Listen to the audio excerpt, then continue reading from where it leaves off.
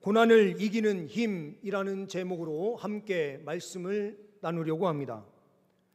예레미야 선지자는 매우 어린 나이, 정확하게 나이는 알 수 없지만 주님께서 부르실 때에 나는 아이라 라고 말을 하면서 저는 사역을 감당할 수 없습니다 할 때에 내가 너를 태중에 이미 열방의 선지자로 세웠노라 말씀하시면서 예레미야를 부르시고 계시는 것을 우리는 봅니다.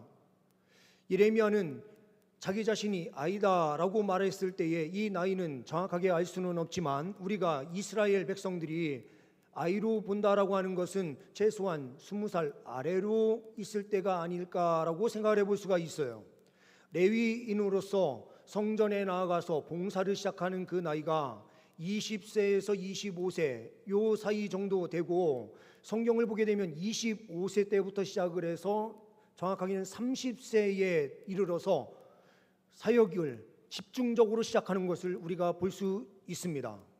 그러니 군대로 나아가는 나이인 20세 아래가 어린 나이, 또한 제사장으로서 사역을 견습 과정을 거치고 시작하는 25세, 30세부터 정식적으로 모든 일을 시작하니 30세 이하, 이 나이 어린 아이다라고 말할 때의 나이가 정확하게 몇 세인지는 알 수 없지만요, 예레미야가 어린 나이 청년 때에 하나님의 부르심을 받았어요.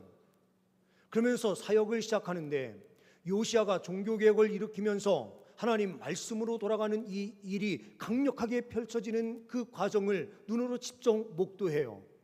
그런데 요시야가 죽고 그 다음에 나라가 풍전 등화 속에 있게 되고 격변의 시대를 겪으면서 많은 어려움을 당하게 됩니다. 이집트가 쳐들어와서 어려움이 생기고 바벨론의 침공으로 인해서 이제는 남유다가 멸망을 향해서 달려가고 있는 것을 눈으로 직접 보면서 눈물을 흘리고 있어요. 이 눈물을 흘리며 지은 시가 바로 오늘 우리가 함께 읽은 예레미야 애가입니다. 슬픔의 노래예요. 우리가 말씀을 보게 되면 1장도 마찬가지이고요, 각 장이 시작되는 앞에를 보게 되면 슬프다로 시작이 되는 것을 봅니다. 그러니 이것은 슬픔의 노래예요. 그리고 민족을 바라보면서 민족이 멸망길로 나아가고 있는 그 모습을 바라보며 하나님께 눈물을 흘리고 있는 눈물의 선지자인 예레미야의 간절한 기도의 내용이에요. 고난 속에 있는 이 환경에서 이 말씀을 기록하고 있습니다.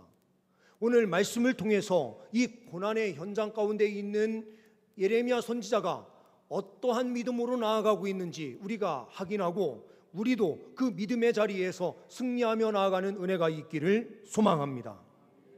첫 번째로는 고난을 이기는 힘은 무엇인가? 시선을 하나님께로 돌리십시오라고 하는 권면의 말씀을 통해서 하나님을 바라보면 우리가 승리한다라고 하는 이 분명한 사실을 보게 됩니다. 20절, 21절의 말씀입니다. 내 마음이 그것을 기억하고 내가 낙심이 되오나 이것을 내가 내 마음에 담아 두었더니 그것이 오히려 나의 소망이 되었사오문이라고 말씀이 기록돼요.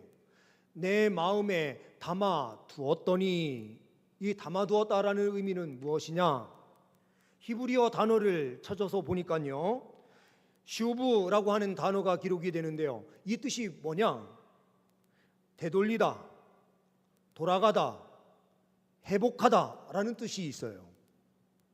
마음에 고난을 담아두어서 고난 속에 있는데요, 이 고난이 되돌려져서 회복이 일어난다라고 하는 의미가 있는 거예요.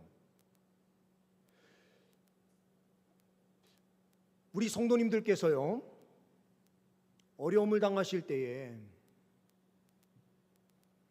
자녀의 문제든 물질의 문제든 건강의 문제든지요, 어떤 문제든 우리에게 찾아왔을 때에 우리가 문제에 몰두하면 어떤 문제가 생깁니까?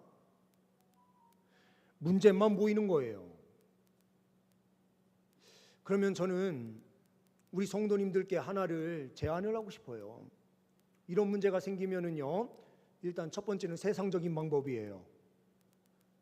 우리 성도님들 차라도 버스라도 타시고요, 남한산성 올라가셔서 남한산성에 올라가셔가지고 성남을 한번 쫙 바라보시든, 저 북쪽에 위쪽에 있는 서울을 한번 탁 바라보시든지요. 바라보시면서 다른 생각을 전혀 하시지 않는 거예요. 그리고 하늘을 다 우러러서 보면서요, 하늘의 그 아름다움을 한번 보십시오. 문제가요 보이지 않아요. 앞에 탁 띄어 있는 그 광경을 보면은요, 최소한 문제로 골똘하던 우리의 생각이 좀 맑아지는 것처럼 보여요. 이것도 세상적인 방법이에요. 그런데 우리는요, 여기에서 더 나가서 하늘을 바라보면서 어떻게 해야 되느냐? 하나님, 모든 문제를 주님께 맡깁니다. 이렇게 기도하시면 돼요. 오늘 예레미야 선지자가요, 하나님 앞에 솔직하게 모든 이야기를 하는데요, 스스로 뭐라고 이야기를 했습니까? 나의 힘과 여호와께 대한 내 소망이 끊어졌다. 아니, 하나님께 대한 소망이 끊어졌다라는 말을 어떻게 할 수 있어요? 그렇죠? 그러면 예레미야가 믿음이 없어서 이렇게 이야기한 거예요? 아니에요. 이것은요, 반대로 하나님께 대한 소망도 끊어져요. 이렇게 이야기하는 건 뭡니까? 주님께서 나의 소망이시니 나를 붙잡아 주셔야 됩니다. 이 간절함을 표현하는 표현이 이거예요. 시편도 마찬가지이고요, 여기 있는 이 말씀도 마찬가지예요.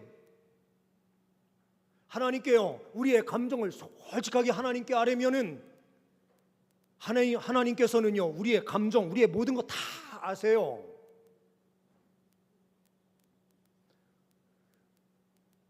문제를 계속 바라보고 있으면 우리는 아무것도 할 수 없지만,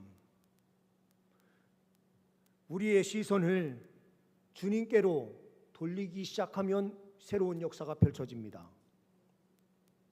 오늘 예레미야도 내 마음에 두었다. 모든 문제를요, 가슴에 넣고 콜똘하게 생각했더니, 이 문제는 내가 해결할 수 없는 것이구나, 이게 보이는 거죠. 그러면서 주님을 보는 거예요. 의학 쪽도 마찬가지고요, 과학계에서 이야기하는 설명이 하나 있더라고요. 망상활성계라는 게 있대요. 망상활성계. 이게 망상활성계가 뭐냐? 우리의 머리 안에요, 어떤 실패하는 일이 발생을 해요. 그러면요, 실패한 것에 계속적으로 실패를 묵상하게 되잖아요, 우리가요. 그렇죠? 어떤 문제가 있으면은요, 내가 그러지 말았어야 되는데, 이런단 말이에요. 제가 아는 친구가 있었어요. 이 친구가 저한테 이런 이야기를 하는 거예요. 자기 집이요, 엄청 잘 살았대요, 어렸을 때. 그런데 어느 날 갑자기 아버지가 집을 파시더래요. 그리고 이사를 해가지고요, 인천 주안에 있는 곳에 집을 샀어요. 근데 그 집을 산 다음에 1년 지나니까요, 그 판 집이요, 갑자기 그 집 앞에 길이 나면서 값이 한 3-4배 뛰었다는 거예요. 그러니 이 아버지가요, 집을 팔고 막 마음이 얼마나 쓰리셨는지 술을요 옆에 끼고 사셨던 거예요. 그러면서 가정도 망가지는 거죠. 내가 그때 왜 집을 팔았을까? 이것만 골똘히 생각하니까요, 더 나락으로 가게 되는 거예요. 이 망상활성계라는 것이 바로 그렇대요. 문제만 계속 생각하면은요, 어떤 생각이 드느냐? 우리가요, 예배 시간 딱 끝나고요, 만약에요, 일이 잘 안 풀리는 우리 성도님이라고 하신다면은, 하는 일마다 안 돼요. 그래서 성경책 딱 끼고 예배를 딱 끝나고요, 돌아갈 때 하나님께서 은혜를 주셔가지고요, 이 신호등이라도 빵빵 뚫려야 되는데, 딱 가려고 하는데 신호등이 내 앞에서 탁 바뀌는 거예요. 그러면은 의식적으로 어떤 생각을 하느냐? 야, 내가 정말 재수가 없는 사람인가 보다. 안 될 사람인가 봐. 이게 신호등도 나하고 딱 안 맞네. 이런 생각을 한다는 거예요. 이 망상 활성계의 또 작용은 뭘 하느냐? 우리가요, 무엇인가 다 살려고 해요. 이게 차라고 하겠습니다. 자동차를 사려고 그러는데요, 자동차를 흰색으로 사기로 마음을 딱 먹었어요. 생각을 했어요. 그러면요, 바깥에 나아가서 보이는 차가 무슨 색만 보일까요? 흰색 차만 보인다는 거예요. 다른 차도 많은데요, 자기가 살려고 했었던 차 색깔만 딱 보이기 시작한다는 거예요. 이거는 뭐냐? 한마디로요, 보고 싶은 것만 보는 거예요. 부정적으로요, 고난의 문제에 딱 봉착한 사람은요, 고난만 보이기 때문에요, 모든 것을 고난으로 해석하는 거예요. 그래서요, 안 되는 일은 다 안 되는다. 아유, 나는 안 돼. 우리 가족은 안 돼. 하면서요, 안 되는 것으로 모든 것을 결론을 내버리는 거죠. 이때예요, 그리스도인들은 달라요. 어떻게 이 문제를 끊어버리는 겁니까? 이 문제를 어떻게 확실하게 제거하는 겁니까? 소망의 하나님께 우리의 시선을 딱 돌리는 겁니다. 그러는 순간 전능하신 주님이 보이면 승리할 수 있어요. 세상을요, 부정적으로 사는 사람과 긍정적으로 사는 사람은 완전히 삶이 달라요. 실패할 수 있어요. 우리는 때로는요, 안 되는 일을 경험할 수도 있어요. 그런데요, 하나님이 다 뜻하시고 계신다라는 것을 믿으면은요, 우리의 시선을 주님께로 딱 고정하면 우리는 승리할 수 있습니다. 고난을 이기는 힘은 주님을 바라보는 데 있어요. 믿음은 무엇입니까? 믿음은요, 여러 가지로 정의를 내립니다. 칼빈 같은 경우에는요, 믿음이란 뭐냐? 하나님께서 계시를 내려주실 때 계시를 받는 그릇이다, 이렇게 표현했어요. 그리고 어떤 신학자는요, 이렇게 이야기를 해요. 계시 수납의 손이다. 이게 계시 수납의 손이라는 것은요, 하나님의 말씀을 붙잡는 것이 믿음이다, 이렇게 표현했어요. 저는 오늘 믿음이란 뭐냐? 이렇게 이야기하고 싶어요. 방향이다. 세상을 향한 믿음이 있으면요, 세상으로 달려가는 거예요. 하나님을 향한 믿음이 있으면은요, 우리는 하나님께로 달려가게 되어 있어요. 기독교가 말하는 믿음이란 무엇입니까? 하나님을 향하여 시선을 고정하고 하나님께로 달려가는 거예요. 오늘 주님께서 우리 성도님들에게 믿음 주셔서요, 주님께로 달려가는 그 은혜의 역사로 함께하여 주시는 줄 믿습니다. 하나님께로 나아가기만 하면요, 우리 성도님들의 모든 문제 다 해결받아요. 하나님께서 반드시 책임져 주시는 줄 믿습니다. 두 번째로는요, 새롭게 임하는 은혜를 확신해야 된다라는 겁니다. 22절 23절의 말씀입니다. 여호와의 인자와 긍휼이 무궁하심으로 우리가 진멸되지 아니함이니이다. 이것들이 아침마다 새로우니 주의 성실하심이 크시도소이다. 아침마다 어떻다고요? 새롭다. 이 말은 무슨 말이에요? 우리 하나님은 크신 하나님이에요? 작은 하나님이세요? 크신 하나님이세요? 작은 하나님이세요? 크신 하나님이죠. 이 크시다는 이 의미가 뭡니까?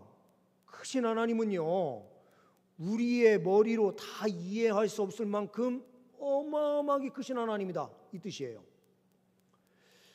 우리가요, 어떤 사람을 향해서요, 이런 표현을 쓸 때가 있어요. 저 사람은 양파 같은 사람이야.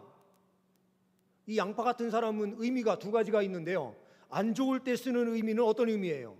까도 음흉함이 있는 사람을 우리는요, 양파 같은 사람, 이런 표현을 쓰죠. 근데 좋은 표현으로 저 사람은 양파 같은 사람이야 라는 표현을 쓰면 어떤 사람이에요? 아니 만나도 좋고 그 다음에 또 만나도 또 좋은 사람이에요. 우리 성도님들은 옆에 있는 짝꿍이 어떤 쪽이에요? 어떤 쪽이세요? 예, 우리 하나님은 어떤 분이시냐? 아니, 만나도 새로우신 분인데요. 이 새로움이 어떤 새로움이냐면요, 음흉함이 없어요. 사단은요, 까도 새로움이 있는데요, 그 새로움은 악함의 새로움이기 때문에요. 이 사단은 가까이 가면 갈수록요, 우리를 더 깊은 수렁에 빠뜨리거든요. 그런데 하나님의 이 새로움은 어떤 새로움이냐? 우리를 음흉함으로 대하시는 것이 아니고요, 진실하심으로 우리를 늘 대하시거든요. 오늘 말씀에 기록된 인자와 긍휼로 우리를 대하시는 거예요. 인자, 사랑이죠. 이 사랑은 어떤 사랑이에요? 언약의 사랑이에요. 언약의 사랑이라고 하는 것은요, 계약과 언약은 완전히 달라요. 계약을 맺었다라는 의미는 뭐예요? 동등한 위치에서 맺는 것이 계약이에요. 그런데 언약은요, 하나님께서 너무나도 크신 하나님이시고 모든 것이 가능하신 분이라 부족함이 없는 분이거든요. 그런데 우리에게 찾아오셔서요, 내가 너한테 이거를 해주겠다라고 하면서 약속을 해주시는 것이 언약이에요. 언약을 맺으실 필요가 없으신 전능하신 하나님이요, 우리와 그 언약을 계약을 하신 것이 언약이라고요. 동등한 위치가 아니라 하나님의 전능하심으로 우리에게 찾아오셔서요, 내가 너를 책임져 주신다 이렇게 말씀하시면서 말씀하시는, 내가 너 책임질게 이렇게 말씀하시는 것이 언약이에요. 그것이 바로 인자예요. 하나님의 긍휼하심이에요.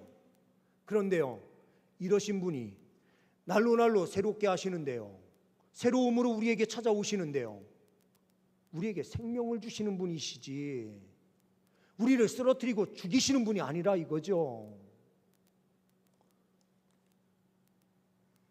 지구상에서요, 가장 메마르고 잔혹한 환경을 가지고 있는 사막, 그 사막이 아프리카의 나미부라고 하는 사막이 있어요. 이곳은요, 수년 동안, 수년이요, 어느 때는 2년, 3년 이렇게요, 비가 하나도 내리지 않을 때가 있어요. 그런데 거기에 식물이 살아요. 어떤 식물이 사느냐? 웰위치아라고 하는 식물이 살아요. 이 식물이 어떻게 살까요? 이 식물이 사는 방법은요, 아침에 이슬이 내리는데요, 이 이슬을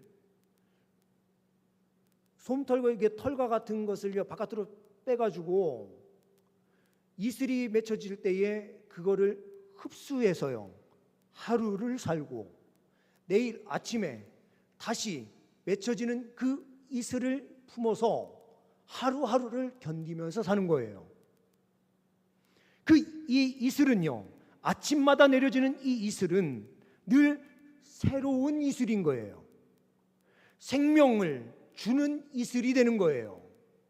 하나님께서요, 아침마다 우리에게 새로우시다라고 하는 이 의미는요, 우리가 하루하루 살아갈 수 있는 힘을 매일 아침에 우리에게 새롭게 주시는 것을 의미하는 거예요. 고난 속에 있습니까? 그럼 주님을 바라보시면은요, 아침마다 주님께서요, 새로운 이슬을 매 순간순간 우리에게 내려주셔서 살게 하시는 은혜를 덧입혀 주십니다. 우리 하나님께서는요, 우리에게 얼마나 큰 사랑으로 함께 하시는지요, 오늘 말씀에 다시 한번요, 23절입니다.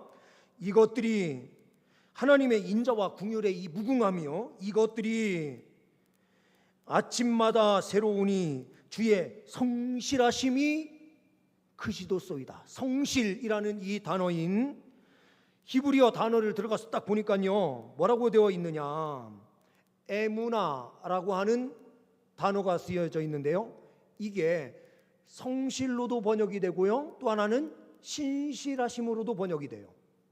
성실, 저 사람은 진짜 성실해 이렇게 이야기하면 어떤 사람이에요? 만약에 찬양대에 누군가가요, 찬양대 오늘서 진짜 신실해 하면은요, 찬양대 연습 시간이 몇 시예요? 만약에요 10시에 모인다 했는데요, 10시 되기 전에 착착 항상 와 있어요. 똑같아요. 성실해요. 아주 변함이 없어요. 그런데요, 그 성실이 있는데 어떤 분이 이런 특징을 가지고 있어요. 옆에 사람하고는 말도 하지 않아요. 그냥 성실해요. 이거는 관계는 없어요. 사람들과의 관계는 없는데 성실해요. 성실이라는 표현은요, 그 사람은 진짜 빠지거나 하는 것도 없이 똑같다라는 뜻이 있어요. 근데 신실은 어떤 의미냐? 옆에 있는 사람과의 사이에서도요, 그 신실함을 드러내는 거예요. 이 성실을 드러내는 거예요.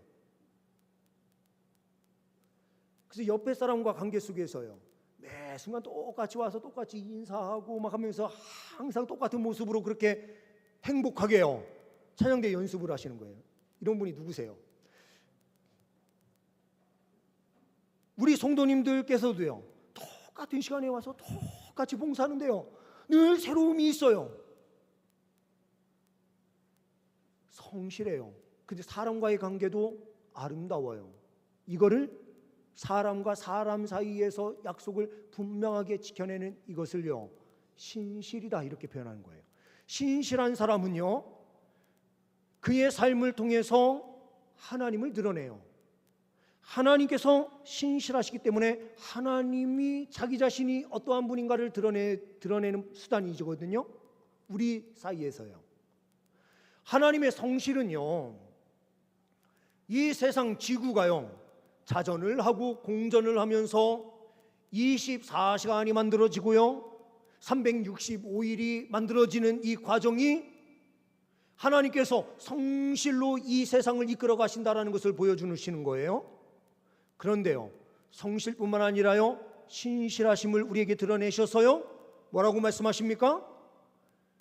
이 전능한 하나님이 너의 하나님이 된다라는 것을 주님께서요, 관계 속에서 드러내 보이시는 것을 신실이다 이렇게 이야기하는 거예요.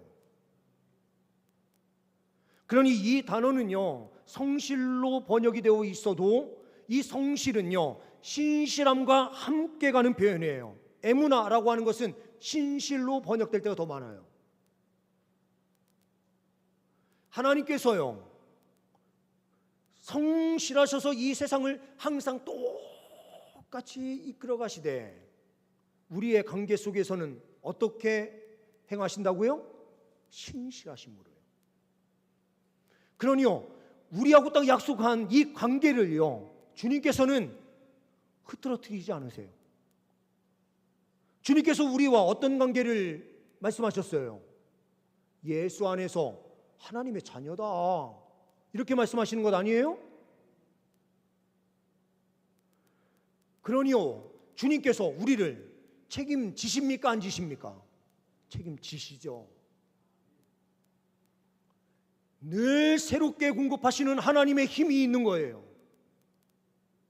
우리가 이 세상에서 고난을 이길 수 있는 힘은 어디에 있느냐? 우리의 능력이 아니고요, 하나님의 이 신실하심, 성실하심으로 매일 새롭게 하는 은혜를 우리에게 허락해 주시기 때문에 승리할 수 있어요. 세 번째로는요, 잠잠히 구원을 기다리십시오라고 하는 메시지를 우리는 말씀을 통해서 보게 돼요. 24절 말씀을 보게 되면요, 내 심령에 이르기를 여호와는 나의 기업이시니, 이 나의 기업이다라는 의미는 무엇입니까? 여호와를요, 나의 기업으로 삼는다라고 하는 것은 우리 주님이요, 우리의 유산이 되신다. 우리 부모님들이 소천하시고 부르심을 받고요, 무엇인가 남겨주시는 것이 있으면 유산으로 받죠.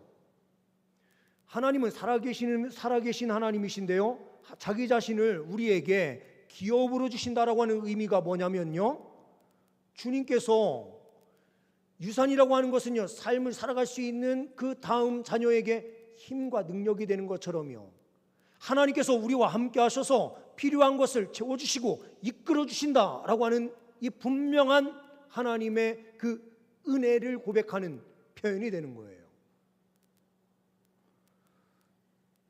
그래서 25절 말씀을 보게 되면요, 기다리는 자들에게나 구하는 영혼들에게 여호와는 선하시도다. 그리고 우리가 함께 보지는 않았지만 26절 나중에 성경 한번 찾아보세요. 잠잠히 주님의 구원을 기다려라, 이렇게 말씀하시고 계세요. 기다리는 자들,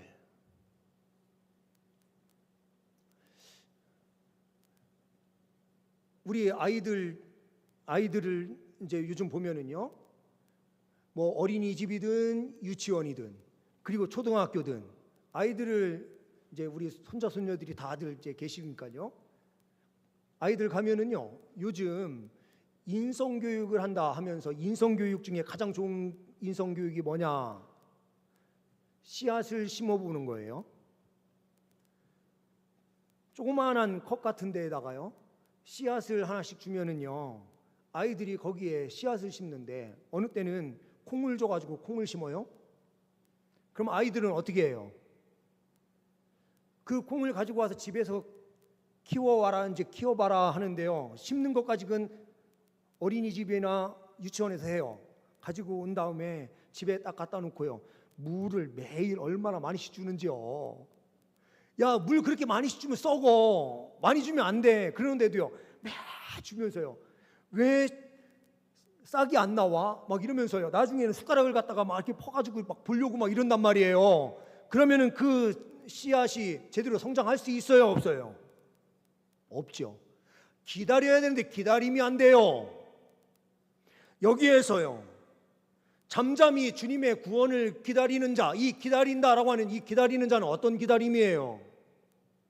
하나님의 시간을요 기다리는 건데요, 이거는 믿음이 없으면 안 되는 거예요. 씨앗을 심었으면은요, 씨앗에 싹이 나고 앞으로 잘 자라서 열매를 맺는다라고 하는 이 믿음이 있어야 기다릴 수 있는 것 아닙니까? 하나님께서요, 우리에게 요구하시는 것이 바로 이거예요. 출애굽기 14장 13절 말씀을 보게 되면은요, 말씀이 이렇게 기록이 됩니다. 모세가 백성에게 이르되 너희는 두려워하지 말고 가만히 서서 여호와께서 오늘 너희를 위하여 행하시는 구원을 보라. 너희가 오늘 본 애굽 사람을 영원히 다시 보지 아니하리라. 뒤에는 애굽 군대가 쫓아오고요, 앞에는 홍해가 딱 막혀 있는데 주님께서요, 모세를 통해서 주시는 말씀이 뭡니까? 가만히 서서 여호와께서 오늘 너희를 위하여 행하시는 구원을 보아라, 이렇게 명령하시고 계시네요. 가만히 있는다라고 하는 것이요, 어떤 의미예요? 삶을 포기하라는 뜻입니까? 아니죠. 이거는요, 주님을 믿는 그 신뢰함으로요, 그 자리를 지켜내는 거예요. 아니, 뒤에서 애국 군대가 막 따라오는데 얼마나 두려워요. 그런데 전혀를 흐트러뜨리지 않는 거예요. 주님께서 함께하는 그 자리에서요, 딱 자리를 잡고 있어요. 뒤에서 뭐가 오든지요, 앞이 막혀 있든지요, 상관하지 않아요. 그 자리를 딱 지켜내는 거, 이거는요 분명한 믿음의 고백이에요. 우리가 세상으로 나가지 않고요, 하나님 앞에 와서 우리가 기도하는 이유가 뭐예요? 요동치는 신앙생활이 아니고요, 하나님을 믿는 그 신뢰함을 가지고요, 하나님 앞에 딱 서서 주님께 기도하면은요, 하나님께서 나의 삶을 책임져 주신다. 우리 하나님은 반드시 나를 구원하신다. 이거를 확신하면서 믿음으로 그 자리에 서 있는 것 아니에요? 그럴 때 하나님께서는요 구원 역사를 베푸세요. 우리는요 잠잠히 하나님의 구원을 기다려야 돼요. 출애굽기 14장 13절 말씀을 보게 되면요, 잠깐 지나가는 소리로 한번 말씀을 나누면은요, 모세가 백성에게 이르되 이렇게 되어 있어요. 그렇죠? 백성이라고 표현하는 이 백성은요, 어떤 자리에 있느냐? 우리 성도님들은 대한민국 국민이에요, 백성이에요? 국민이죠. 국민은 어떤 의미를 가지고 있느냐? 국민은요, 주권자라는 의미가 있는 거예요. 국민은요. 그런데요, 백성이다라고 성경은 하나님의 백성이라는 표현을 쓰지 하나님의 국민 이런 표현을 안 써요. 백성이다라는 이 표현을 쓰는 목적이 뭡니까? 백성은요, 하나님을 왕으로 모시는 사람들을 이야기하는 거예요. 국민은요, 자기 주권대로 자기가 힘을 가지고 살아가는 사람들인데요, 우리는 국민이 아니라 하나님 앞에 어떤 백성이라고요? 하나님의 백성으로 살아간다고요. 하나님의 백성들은요, 하나님 말씀 앞에 무엇하는 사람들입니까? 순종하는 사람들이에요.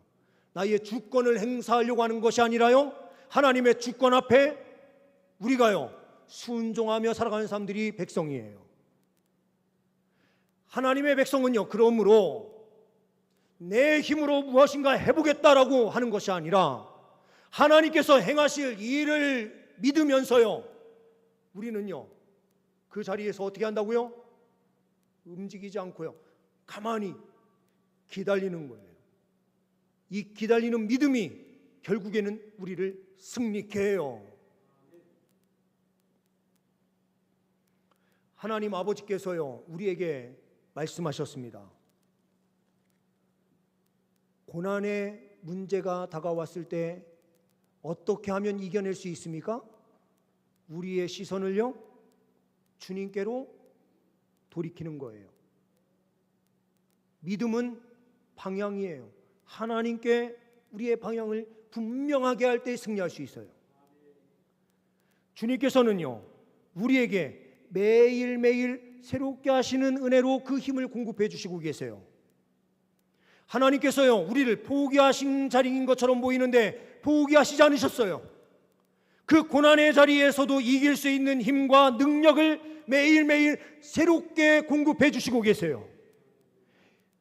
주님께서 우리를 구원하신다라고 하는 이 분명한 믿음을 가지고요 그 자리를 지켜내는 주의 백성이 되면은요 하나님께서 반드시 삶의 은혜의 역사를 펼치십니다.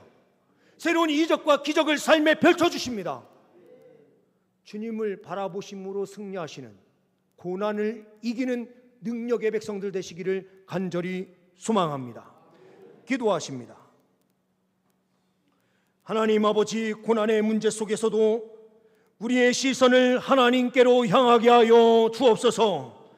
매일매일 새롭게 임하시는 하나님의 은혜를 바라보며 승리하며 나아가게 하옵소서. 주님을 믿는 그 믿음으로 자리를 지키며 나아갈 때마다 주님께서 새로운 이적과 기적을 주의 백성들에게 허락하여 주시는 줄 믿습니다. 하나님의 방법으로 일하여 주옵소서. 우리 주 예수 그리스도의 이름으로 기도하옵나이다. 아멘.